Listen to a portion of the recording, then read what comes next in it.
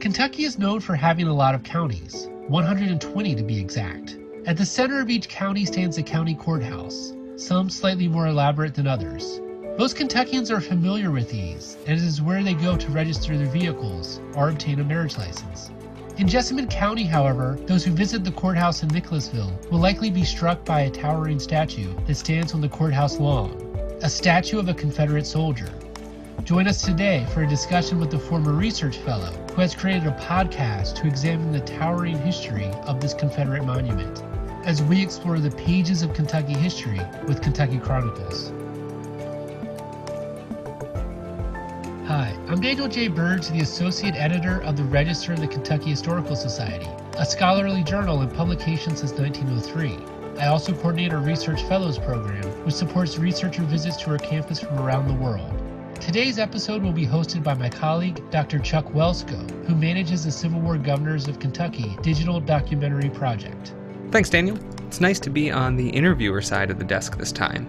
We have a unique opportunity today to interview a former KHS research fellow who is also the host of his own new podcast called Rebel on Main. David Swartz is a professor of history at Asbury University in Wilmore, Kentucky. Dr. Swartz received his MA and Ph.D. in American history from the University of Notre Dame. A historian of religion, he has published 2 books: Moral Minority, The Evangelical Left in an Age of Conservatism, University of Pennsylvania Press, 2012, and Facing West, American Evangelicals in an Age of Christianity, from Oxford University Press in 2020. In the summer of 2024, Dr. Swartz was a research fellow at the Kentucky Historical Society, researching Civil War memory in Jessamine County, Kentucky. That research informed the podcast Rebel on Main, about a Confederate monument in Nicholasville.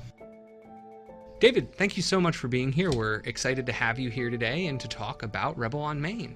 So for the people who have either listened to Rebel on Main or haven't gotten the chance yet, could you kind of give us a quick overview of what that podcast is about and what they can expect to listen to? Sure. It's a podcast investigation about a Confederate statue that sits in the courthouse lawn of Jessamine County, Kentucky, which is the county where I live. Mm-hmm. And so in the 7 episodes, I go through kind of the social world that built that statue, what the experience of the Civil War was like for citizens of Jessamine County, the experience of slavery and the kind of lynching regime in the Jim Crow era by African American citizens. And then I described what it was like for this statue to be built in the year 1896. It's a bizarre statue, to be honest. It's got a Confederate belt buckle and a Union hat. And so I explain how that all went down. And then I take the story forward all the way to the present day in the 2020s. And so you'll meet characters like 15-year-old Jenna, who's a homeschooled student who launched a petition to destroy the statue, a group of interracial ministers who become her allies. One of my neighbors tries to leverage this issue of the statue to try to flip Democratic voters in the county to the Republican side. And then there's the county judge executive, who is stuck in the middle, right in the middle of that crossfire. And so in those hot summer months of 2020, you've got religion, you've got COVID, you've got contentious politics.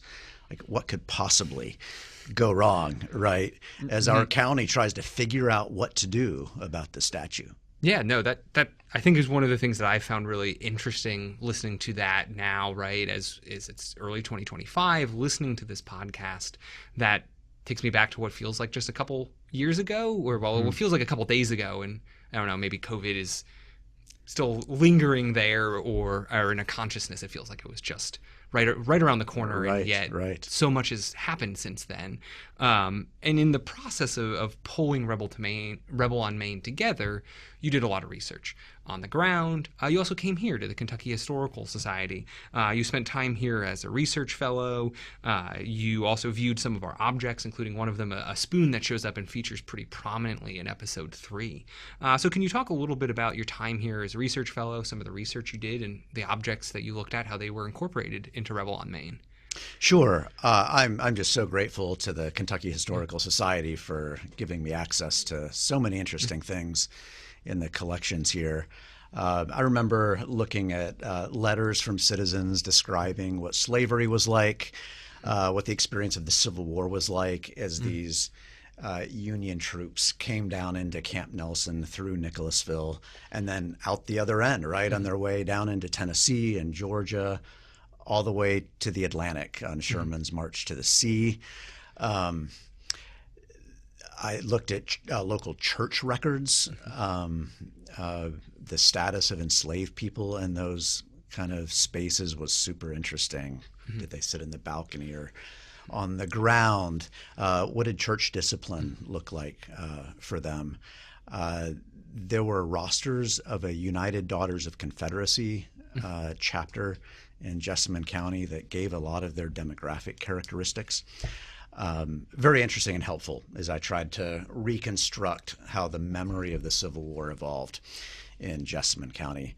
But I will say that there was one artifact that was the most interesting of all of them. And this was an actual artifact that was touchable. It was palpable. So you got to pull it, hold it, I look did. at it. I put these blue rubber gloves on my hands and held this object. It's a dessert spoon that I was holding, and at first glance, it's a kind of a nice image of our stately courthouse on it. But if you look a little more closely at it in the foreground, there's a sycamore tree and the corpse of a black man hanging from a rope. This is a lynching scene. Right. It's a lynching spoon. So the spoon is crafted by a local glassmaker, right? I don't remember exactly who. Yeah, W.W. Roberts was his name, and he had a shop right across the street from the courthouse where this lynching happened. And he sold fine china and watches and gold chains, things like that, and apparently was hawking lynching spoons as well. Yeah, this is a thought that I just had as we're talking about the spoon. So were there other objects? Was that the only spoon that he made, or do you know if there were other ones that were associated with it? Was it part of a set, or is it just this one spoon that he makes? I don't know. Okay. I have looked through all kinds of archives and old newspapers on microfilm, and I can't find another example of it. But I will say that the image of that man hanging there, I mean, that's a disturbing image, of course, but it was other parts of that dessert spoon that, I mean, were almost as disturbing. And that's because it had this like decorative beading all around it, and then a floral design at the tip.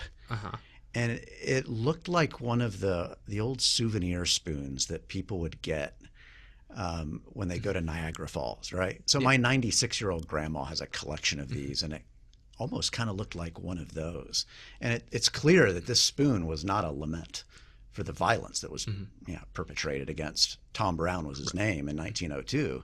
This was a celebration, right? It was an attempt at social control over the black population in Jessamine County. Does the monument itself show up on the spoon? I don't believe so. Okay. I'd have to look at it again. I don't remember that being there. The statue would have been up for 6 years by that point. Yeah, because it would have been there, and so there would have been this overlap. I just thinking historically, like there's a curious that it happens. Tom Brown is lynched so close to that monument, and there's this scene that captures it. My mom collects spoons, souvenir spoons. When I was on my honeymoon, right, my wife and I grabbed one from Gettysburg for my mom, and so as you were talking about them as being souvenir spoons, I'm thinking of who would have displayed this, where would it have been displayed, or who would it have been sold to, and the idea that it's reinforcing, as some people would see, as your podcast talks about, right, that overlap between the monument, right? Several of the pastors you talk with, right, don't go in the front of the courthouse because the monument is there.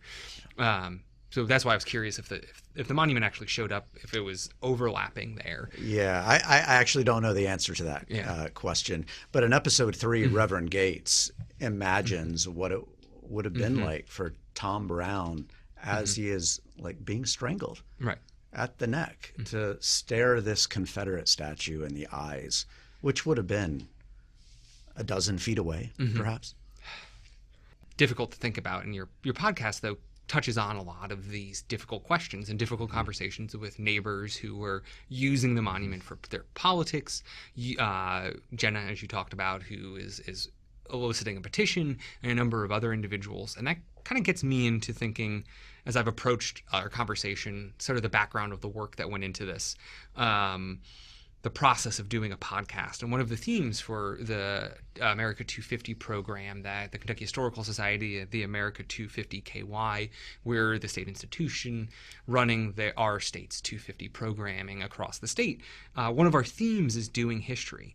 So could you kind of walk us through or talk a little bit more about how you came to this idea of doing the podcast? How did you do the podcast, right? What inspired you to do it, and kind of peeling back the layers of the work behind the scenes, whether it was doing the oral histories. And also, right, as someone who works in public history, that intersection between the academy, the public, how did you approach people, like just the actual approaching people and having those conversations and building trust with them? Right. Yeah, this is a contentious topic, and so I approached people with care. I hope that people saw my intent and my heart, which was to give folks a voice. I tried to listen carefully and be empathetic. The other thing that I did was to approach the project, the podcast, as an investigation. I wanted to kind of peel back the layers of the onion, right? To show how history is actually made. And so when I say that this was a podcast investigation, I really mean that. Like, the opening scene of the podcast is me standing beside the statue as these Black Lives Matter protests got underway in June of 2020. And I mean, I'm a citizen of Jessamine County in 2020, also a historian, and that raises a lot of questions for me. And so I ask those questions out loud, right? Why do some people want this thing destroyed? Why do some not seem to care at all? Why are there big pickup trucks circling the town square, revving their engines in protest of the protesters, right? Why 150 some years after the Civil War has ended, why is this Confederate statue, right, still there and maintained? These are important historical questions. And so I try to take my listeners along with me for the ride, right? One thing that I do with my students at Asbury is say that history is a construction, right? And you want to be kind of transparent about how that process happens. There's a building in Paris, France called the Pompidou Center. And what they try to do is make this building architecturally visible. Is this the one that has the different layers of the pipes are on the outside? Yes, I've seen photos of this building where they have it sort of it's almost like a deconstructed meal, right? The parts of the building are deconstructed. That's exactly right. Yeah. And so the heating and cooling systems are colored blue and the plumbing green and so on. And you can see this as you approach the building, and then most especially once you get inside. Oh, they carry that through internally. Absolutely. Yeah. Okay. And so they're putting the guts kind of on the outside, right, for the consumer and the resident and the corporate worker to see right in front of them. And so after we go from the Black Lives Matter protests in front of the statue in the courthouse, I take listeners to the Jessamine County Public Library. And so they hear me whir and ratchet my way through the 1880s and 1890s on a microfilm machine, right? As I'm reading these old copies of the Jessamine Journal. Yeah. And we find out, how did this statue end up with a Confederate belt buckle and a Union hat? And then we go across down Main Street, across the street to the courthouse, and go inside the county clerk's office. And a friend of mine who is a former paralegal shows me how to interpret deed books and will books. And we find all kinds of complicated, even contradictory evidence in those books.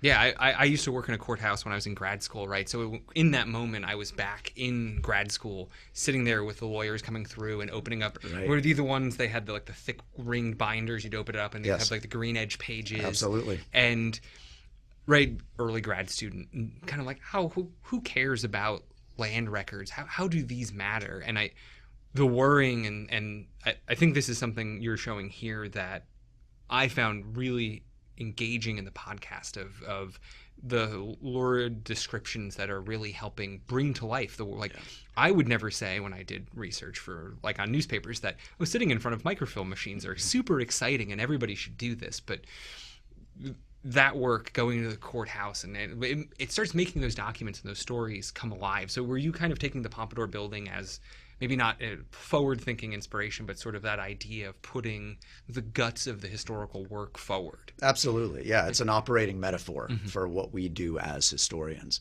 Yeah. So I remember one moment in that clerk's office of looking in one of those big, thick binders, right?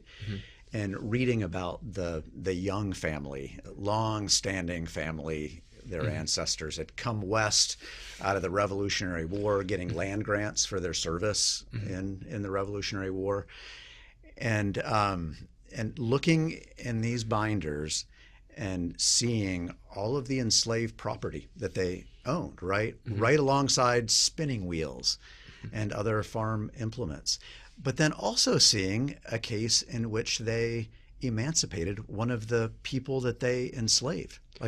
What does that mean? And then later on, seeing how their son Bennett, who is kind of infamous for invading the North from the North, and what I mean by that is invading Vermont from Canada and the northernmost action of the entire Civil War. Bennett Young was from Jessamine County originally, and he also gave the dedicatory address at our Confederate statue in 1896. In that same decade, he legally defended a black man for free, pro bono, and yet he never really challenged the regime of Jim Crow. What do we make of this contradictory evidence? And so what I try to do with the listeners is show how history is this process of picking and choosing facts and trying to come up with a coherent narrative out of that. And it's Young's family, right? I think that I can't remember the individual you were talking to. You're talking to one of the, I think it's at the cemetery. He's laying out some of the history and how he uses that very specific example of, they emancipated one individual. Clearly not all enslavers, not all members of the Confederacy are these tyrannical enslavers, right? Slavery is good in Kentucky. It's better than in other places. But I think that gets kind of what you're talking about, right? There's these selected pieces of evidence that as we put the guts of history forward, and I like the idea of framing it as investigative, right?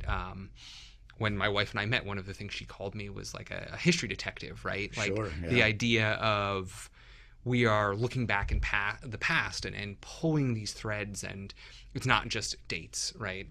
It's not just a sequence of this happened and then this happened and then this happened. It is these different threads that by bringing things forward, we can kind of highlight some of those more complicated, maybe not complicated, but those contested or contradictory pieces of information. And I really like how Rebel on Main does that. You actually guiding people through does a really good job of showing them what history is. It's not just dates.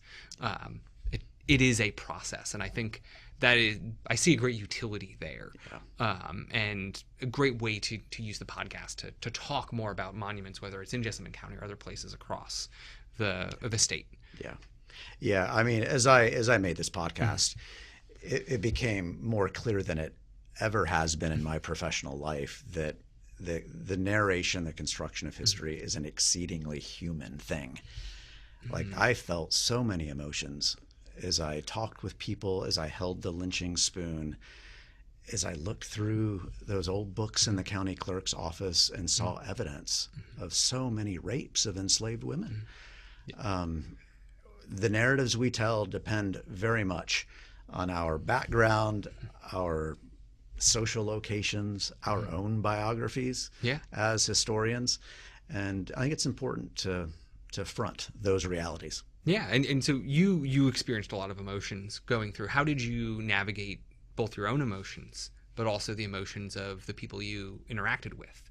I think this kind of goes back to my question about building trust and empathy with the people you're interviewing. How did you navigate that? Because I imagine the people you interviewed with, and you can kind of hear that in some of the episodes, but they had different emotions that may have been captured on mic or off mic. But how did you navigate the emotional weight of this? I know it's a big question to ask, right? Right.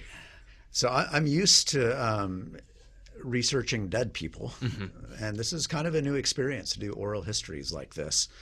But I hope that the skills, the empathetic skills that I was cultivating in trying to faithfully narrate people who can't tell their own stories anymore, translated to the living people that whose eyes I was looking into, right? And so, as I said before, I tried to listen carefully to them, to give them a voice, and to care for them as human beings, even when I didn't agree. Yeah. And I didn't sometimes. I think one of the hallmarks for me is I've actually turned the podcast off on a number of occasions, which is probably a weird way to promote the podcast, right? But there have been times where I have also felt that emotion of like, wow, this is tough, and I don't know how in the moments of 2020, a difficult year, you handled that. And so like I think again that human element really comes through, and that is a testament to the quality of the work that goes on in Rebel and Maine, and that empathy and humanity you carry through. Well, thank you very much. Oh, you're welcome. I again really enjoy. I'm trying not to be like too like excited of like, oh, I really enjoyed it as the historian in me, and then the human in me is like, oh, this is really tough, and that unintentionally segues nicely into my next, like another question that I had for you was about some of the research you did, right? You talk about Jim Crow violence, the lynchings, the events that happen in Jessamine County surrounding the monument, whether it's Tom Brown, and you kind of lambast historians at one point for undercounting lynchings in Kentucky. Jessamine County, there's roughly speaking, historians cite around 353 lynchings, including 3 in Jessamine County. Your own research showed how many, or showed 14, right? 14 lynchings. And so how does that research change our understanding of Kentucky in the aftermath of the Civil War, running into Jim Crow into the 20th century? Yeah, so that number that you said of 3 lynchings happening in Jessamine County, the way I learned that number was through the Equal Justice Initiative. They've got this isn't the official name. I call it a lynching museum down in Montgomery, Alabama. Yeah. And one of their installations has these steel blocks hanging from a rope or a cord. And there's a steel block for every county in the country that had a lynching. Yeah. And then they write the names of the victims on those blocks. And yeah, there are 3 names. Tom Brown is one of them in Jessamine County. So that's what I was operating with as I began. But as I combed through the Historical Society in Jessamine County and here and in the Jessamine Journal through microfilm work, I really was stunned to see that there were at least 14, probably more, because the Jessamine Journal, they don't have surviving copies before, I believe, 1886. And most of the lynchings that I found happened in the 1870s. So I believe that nationally the height of lynchings were around the turn of the century. Yeah, I think that tracks like with my understanding as more Confederate monuments are going up roughly around that same time, right. 1880s, 1890s, you see a similar amount of lynchings that are going on across the South. And Kentucky is often framed, right, as, oh, well, Kentucky's the exception. This is a historical narrative that exists from early historians about Kentucky slavery was more benign because it was a border state, and it trends through, well, Kentucky wasn't as violent as Mississippi or South Carolina or Alabama because it wasn't a deep South state. Everything was a little better here. But these numbers suggest a very different narrative. Yeah, and significantly, I think they occurred earlier as well. And I think that may have a lot to do with the existence of Camp Nelson, which is this Union supply depot and emancipation center. So it is an explicit and exuberant site of freedom and emancipation. And that may be why so many lynchings so quickly happened in Jessamine County. It was an attempt to like socially control what could spin out of control, right? For white supremacy, right? Sort of a return to normalcy, and you can see this, right? Camp Nelson was created in 1863, but it quickly becomes this locus of African American freedom, enlistment. If somewhere in the neighborhood of 24,000 United States colored troops enlist in Kentucky, about 10,000 of them come from Camp Nelson. That's right. And there's those stories of families or individuals being hunted, executed, or attacked on their way to Camp Nelson, or their families being reprised against when they get there. And the way you were framing that, I started thinking like, well, actually, I see it as a continuation. It is sort of this continuation of the violence that is inflicted upon these individuals on their way to Camp Nelson. And even when they get there, they build the Freedmen's Village, refugee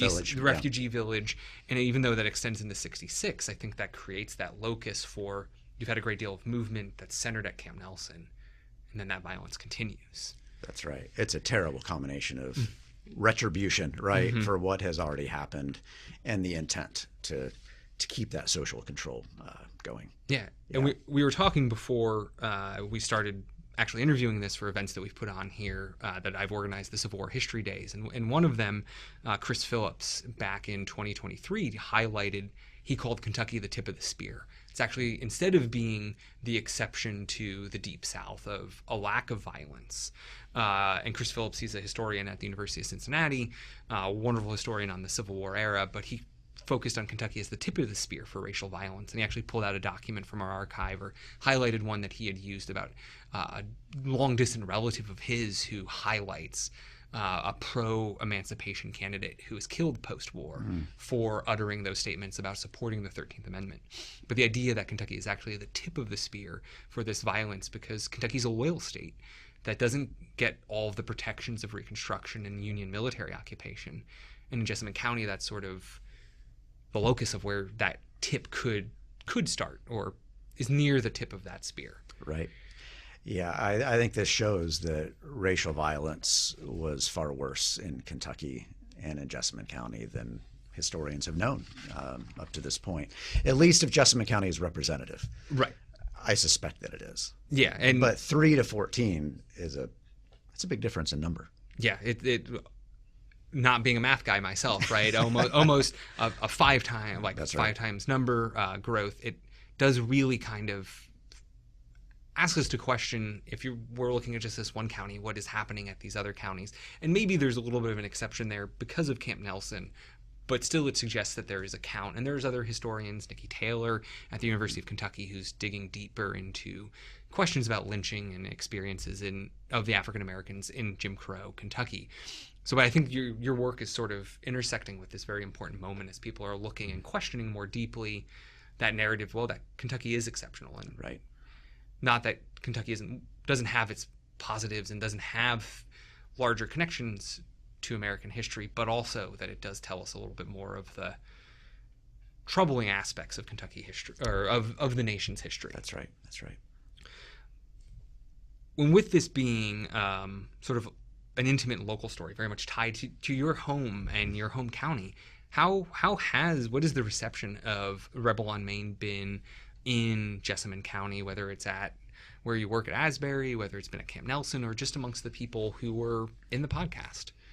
Yeah, it's getting quite a reception. It's, the first episode dropped, I think, 3 weeks or a month ago. Mm-hmm. And so, yeah, I'm starting to get feedback. Getting fan mail? A little bit, yeah. Gratified by that. I will say, it's a lot of local interest because, people don't know whose voice is going to pop up next, right? It could be their neighbor, it could be their relative, perhaps. I was at the MLK celebration in mid-January, and a lot of the characters in Rebel on Main were there, and it was fun to get their impressions.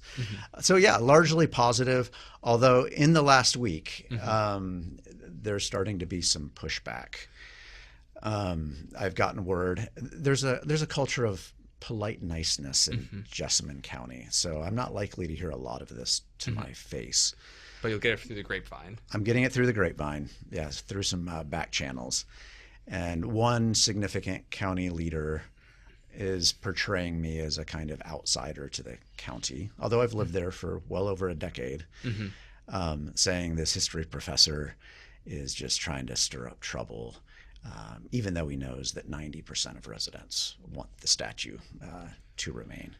And then went on the attack toward this interracial group of ministers, saying that they just want to grind the statue up into dust, which is not true, actually. They just want it removed and probably put into a local cemetery. And the report I got is that his final line was, just imagine the hate that must be in their hearts to want to do this. That is, and you said that's come more recently, right? In the last week or so that you've been getting. That's right. Okay. Yeah. That does it.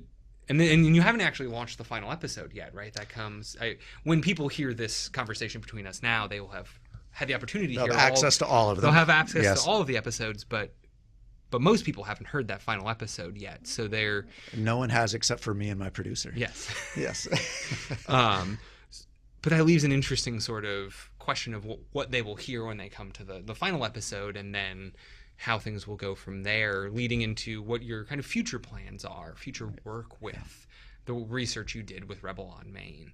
And if you want to talk about kind of what your vision is for this podcast and the research you put into it.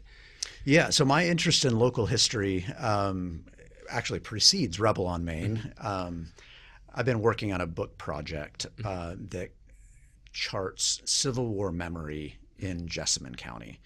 And so that began really, at least in my mind, very soon after I arrived in Jessamine County to be a professor. I remember walking by the statue as I paid my first vehicle registration fee, right? Yeah. I would drive by it every week, taking my kids to their orchestra practice at East Jessamine Middle School.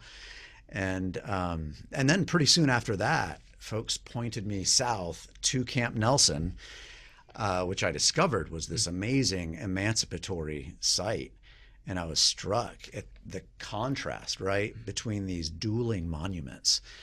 And it felt like Jessamine County, which supplied, I think, about equal numbers of troops to the Union side and the Confederate side, struck me that Jessamine County was like a perfect microcosm of Kentucky and even the nation, right? Yeah. I mean, it's a divided county and a divided state and a divided nation.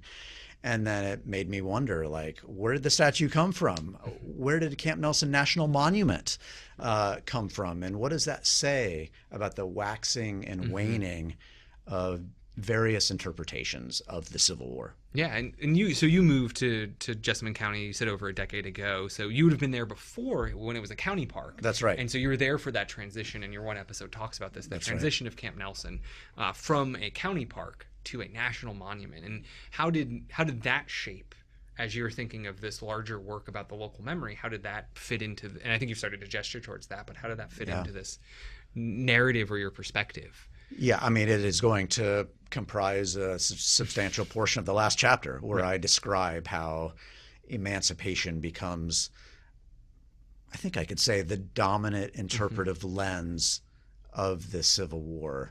The statue would suggest otherwise, but I think what's being talked about in schools is emancipatory in its interpretation. Yeah. And so, that will be a very important thread as I chronicle the existence of Camp Nelson as a Union supply depot, the raising of it, right?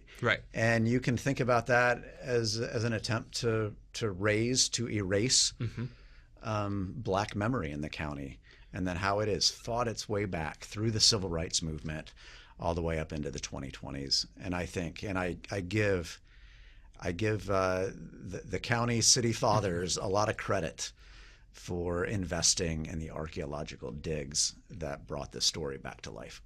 Yeah, having been to Camp Nelson, right, myself, also being a transplant to Kentucky, right? I'm from Pennsylvania, did my graduate work in West Virginia, and came to Kentucky. And I've always joked this, and I can't remember in the other times I popped up on this podcast if I talked about I came to Kentucky, I understand the Civil War, I wrote a Ph.D. on the Civil War. I get this. I got to Kentucky and I was like, when I came here, everything's on fire. I don't understand what is going on. Why is everything on fire in this state? And being here has helped me come to, I think, again, kind of in line with Chris Phillips, like the idea that you see a lot of the things that happen in the Deep South happen here in Kentucky first. And that it's not just Camp Nelson, it's not just Jessamine County and the statue and violence. It's the guerrilla violence, the disdain for federal intervention that emerges, right? Most Kentuckians are unionists. They're pro-slavery unionists to a large degree, but they're unionists. They believe the union is going to protect their rights in the nation as it is. And slowly but surely you see this slow turn, and a large part is Camp Nelson. It's emancipation as it comes. But I think Kentucky highlights a lot of those tensions, the idea that, oh, well, we can walk this middle ground. Oh, wait, no, we can't. Now everything's on fire. Guerrilla violence, emancipation. Oh, wait, maybe this went too far as sort of a national narrative. It's not a perfect fit for everywhere, but I've learned a lot about the intimacy of the Civil War and how it plays out, and why I think looking at Jessamine County and that tracking the trajectory of Bennett Young and his monument to Camp Nelson is a really inventive way to tackle this local story that is national. That's right. In many ways. And I think that in terms of the questions I scratched down before this, right, unintentionally leads really well into this last one of how might we use the Jessamine County Monument to talk about, to teach about Kentucky's Civil War memory. And I think I have ideas of how that already exists there, but I'm curious for you if you were talking about with one of my colleagues, right, possibly using it in a classroom setting, your podcast. So how might you envision using the monument to talk and teach about Civil War memory in Kentucky? Yeah, so this is something that I actively do, of course, in my own I figure you courses. probably do it at Asbury, yeah. So I designed a course called War and American Memory that I teach at Asbury. And so the very first thing we do in that class is we take a field trip to the Confederate statue on the courthouse lawn in Jessamine County, and my students will gaze up at it. They read the inscriptions, they analyze the surrounding cityscape, and then we go into the archives, read old newspapers, and learn about the history of it. And it was this process that galvanized my own research and into the coming book and also into the podcast. And so, yeah, we chronicle the birth of the statue. We chronicle the death of Camp Nelson and then its resurrection in the 20th century to really show that in the end, history is an interpretive project, right? Yeah. I think it's important to make a distinction between the past and history. The past it's fact-based, right? It's factual. It's things that did or did not happen. The problem is that the past is so vast and not all of it is accessible or available to us. It depends on the sands of time and who had a voice, who happened to write things down and who didn't. And so our job as historians is to sift through that stuff, select which facts we think are important, order them in a particular way, and then try to build a coherent narrative about it. If there's one thing that I want my students to know, it's that history is an interpretive act that is dependent as much on our biographies, our own personalities, our own hopes and anxieties, as much as what happened actually in the past, which is important. Right. But we've got to be a little bit pessimistic about our ability to completely reflect the past. Yeah. No, I think that is the great encapsulation, I think, of what we've been talking about here today and what the podcast does, and framing it as investigative and that idea that we're always building. Yeah. And I like the idea, as you said there, the past is so vast that you can cherry pick any date and like sequence of events, but realizing that it's a conscious choice. And I started thinking, I don't know if you've read Rosenwig and Thalen's Presence of the Past. So it's a narrative, or it's a public history work from late 80s, early 90s, and it talks about them doing a this will fit in with the guy who did the phone calls against Bob. It will fit in with Bob that like they had grad students go and give, and I really phone calls to people about how they felt connected to the past. And people highlighted historic sites, places, museums as the top places. It's not history books or classrooms, right? It's in places. And the AHA, I think in 2020 or 2021, sort of did an update to that narrative. And they consciously, like that book, called it Presence of the Past, because people didn't really identify with history. They identified with the past. Yeah. And I see this tension here, right? There is the past, which we assume to be this, well, it happened. It's a fact. But as you're talking about, right, history is that investigation. It is that taking the bits of the past and making them make sense. Thinking of conversations with my family, right, as I try to figure out things that my parents did, like talking to them and being like, that chronologically sometimes doesn't make sense the way you've laid that narrative out. And I know that's the historian in me being like, but wait, clearly it has to be, there is some interpretation here and you've had time to reflect and you've probably omitted. But getting to that tension of there's the past and there's history, and they overlap. If we're thinking of Venn diagrams, there's certainly an overlap. We want them to overlap as much as possible, for sure. But but definitely the overlap isn't always perfect. That's and I think the tension there in these conversations about monuments and contemporarily is about where that overlap is drawn. Yeah. And I think that investigation angle you have really helps focus us on that there is overlap, but it's not always perfect, and we are building that overlap between what actually, I'm using air quotes for the people who aren't here, what actually happened in the past, but also how people are retelling those narratives. Right. And I think that is what I really enjoy about the journey through the podcast and your story through Rebel on Main. So I feel like I sort of was trying to tie a nice bow onto the end of this, but that those were the questions I had. Are there more that you want to talk about, or do you feel that you've kind of given it all a good summary of everything? Yeah, I've said what I think I need to say. Excellent. Yeah. Let me just say one final thing, though, which is that what a fascinating project this has been for me. It began in COVID, right? I was working on a global project about what religious actors do in Southeast Asia. And so then in COVID, when we're all grounded, right, to focus on such a hyper-local project was just so rewarding. And so timely. So timely, and what a beautiful way to get to know the neighbors who I live by. I think that's the perfect wrap of focusing on the local and its larger implications. And David, thank you so much for coming and talking with us, and thank you for all the research you've done and being a fellow at KHS, and we hope to see you back again. Great. Thank you so much, Chuck. Really enjoyed this. Welcome. Dr. Swartz's work on Rebel on Main is an excellent example of doing history, a relevant theme both for the America 250 KY program as well as contemporary conversations about the presence of history in our own backyards.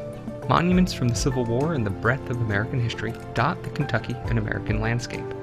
Dr. Swartz provides a model for how we can learn more about those monuments, building a plan to investigate and peel back the layers of community, memory, and history that mark our communities and our lives. To learn more about the Confederate monument and Civil War memory in Jessamine County, please listen to Dr. Swartz's podcast, Rebel on Main. Also, be sure to visit Dr. Swartz's website, rebelonmain.com, for more content connected to each episode and for links to the preferred podcast streaming platform. This brings another episode to a close. I'd like to thank our guest, Dr. David Swartz, for talking with me today. Wait, that just feels strange. Daniel, I think I'll turn it back over to you to close out this episode. That feels better. Thanks, Chuck. I'd like to send a shout out to another great history podcast called Our Missouri. Dr. Sean Rost from the State Historical Society of Missouri hosts a podcast that focuses on the history of their state. Recently has been interviewing representatives from organizations in the states that border Missouri. KHS's executive director, Scott Alvey, will be his guest this coming Monday, April 7th. Just search Our Missouri Podcast for more information and links to stream the episodes. Kentucky Chronicles is presented by the Kentucky Historical Society with support from the Kentucky Historical Society Foundation. Our show is produced by Gregory Hardison with support from Dr. Stephanie Lang. Our theme music is used courtesy of Pixabay. To learn more about our publication of the Register of the Kentucky Historical Society, or to learn more about our Research Fellows program, please visit our website, history.ky.gov. If you have enjoyed our podcast, please subscribe and tell your friends and colleagues.